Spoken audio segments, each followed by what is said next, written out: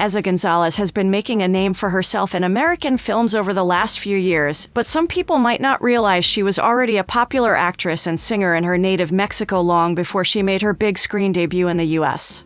She has been working since she was a teen and parlayed her success in Mexico into a thriving career in the United States.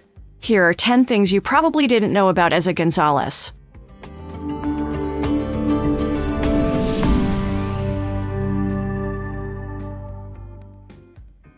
She is polyglot. In addition to speaking English and Spanish, Gonzalez also speaks Italian and a little bit of French. She told Interview magazine, "I moved to Trento, Italy when I was around 10 to learn Italian.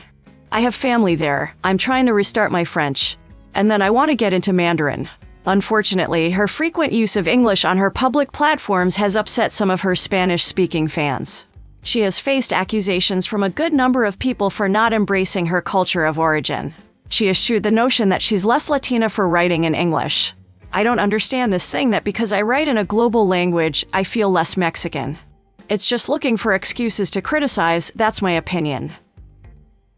Her passion for acting came out of tragedy. Eiza Gonzalez Reina was born on January 30, 1990, in Mexico City, Mexico, to model Glenda Reina and Carlos Gonzalez. When she was 12 years old, her father died in a tragic motorcycle accident. She opened up to Latina magazine about the impact this had on her. "My father and I had an amazing relationship. We were very close. I fell into a very dark place and I couldn't deal with loss." She said that getting into acting helped her cope. She told Coveteur, "My mom sort of tried, as any mother would do, to oversaturate me with activity so I would stay a little bit distracted, and someone recommended musical theater to her. She began doing musicals at school and was cast as Rizzo in her middle school's production of Grease. After playing Rizzo, she told her mother that she wanted to pursue acting for a living. Her first role was in a telenovela.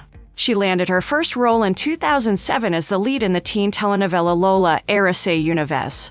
This has jump-started her acting career in Mexico. For her work on the show, she won the Revelation Actress Award in 2008 at the TV Novelas Awards, which honors the work of Mexican television productions. Soon after they have finished filming for the Lola, Eiza Gonzalez, her mother decided for them to move to New York City for a short time in the spring of 2008 to attend the famous Lee Strasberg Theater and Film Institute to hone her craft. After studying in New York City, her projects started pouring in. In 2010, she took on a dual role in the musical tween telenovela Sueña Conmigo, followed by a role in Amores Verdaderos. She has a music career as well. Acting isn't the only thing she's skilled at. Gonzalez also had a successful music career in Mexico. In 2009, she released her first album, Contracorriente, and dropped a follow-up in 2012 titled Te Acordarás de Mí. Although Gonzalez hasn't released music since then, she was able to sing in the 2021 animated movie Spirit Untamed. She told People en Español that while she's put it on the back burner for her acting career, she would not be opposed to getting back to her music career one day. It was failed audition that led to her big break. After spending years on telenovelas, Gonzalez decided to head to the United States. However, she had no ties to Hollywood. She didn't have an agent trying to book her roles, but her mom convinced her to take on auditions. She told Collider, "I was like, okay, I'll do it. It's not going to happen. I had a callback and then I didn't really know what I was auditioning for, and then I had another callback and I was like, what is happening?" And then, long story short, it turned out I was auditioning for Star Wars for The Force Awakens. She would eventually lose the part to Daisy Ridley, but it also turned out that Gonzalez got the attention of another filmmaker. She said, "I got a call from a casting director and she's like, 'Oh, this other director saw your material. He wants to read you. Can you read?' I taped myself." Long story short, it was Robert Rodriguez. Eventually, Rodriguez would cast Gonzalez to play Salma Hayek's original role in the television remake of From Dusk Till Dawn. The part opened up more opportunities for her, including the chance to be considered for a part in Edgar Wright's Baby Driver. Since starring in Baby Driver, Gonzalez had become one of Hollywood's most sought-after actresses. Baby Driver almost didn't happen for her. In an interview with Collider, Gonzalez shared that Baby Driver almost didn't happen for her because she was still busy working on Robert Rodriguez's series. But rather than make her choose one or the other, the director encouraged Gonzalez to do both. She said, "Robert knew that it was so important to me that he rewrote the third season to get me out of the third season more so I could go do that movie. So honestly, what I keep saying is that Robert Rodriguez is just a legend."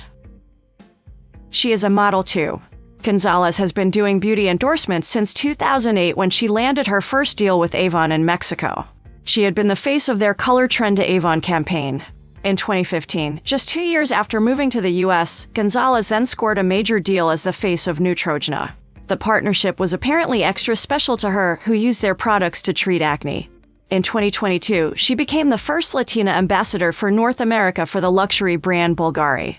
For her, it meant more than just promoting a designer. She explained to Elle, "Growing up, I had so much trouble seeing women like me in high-end brands, so for Bulgari to take action and allow the newer generations to feel like they have a chance is what matters to me."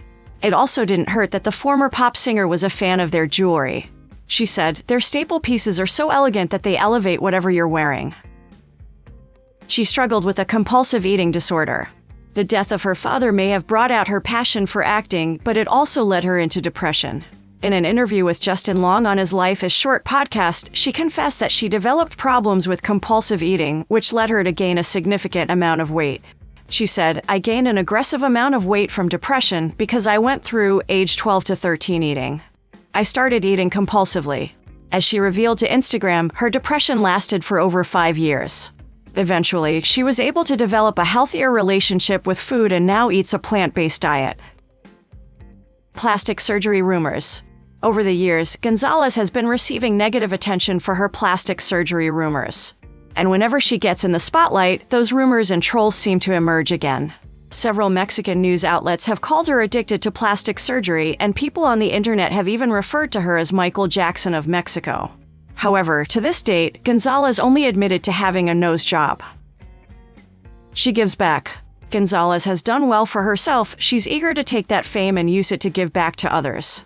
In 2020, she put her huge social media following to good use by promoting small businesses that were struggling during the COVID-19 pandemic.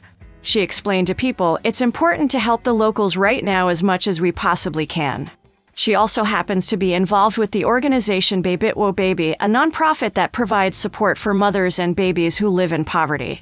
According to the Daily Mail, she was one of the famous faces at the organization's 2021 holiday party.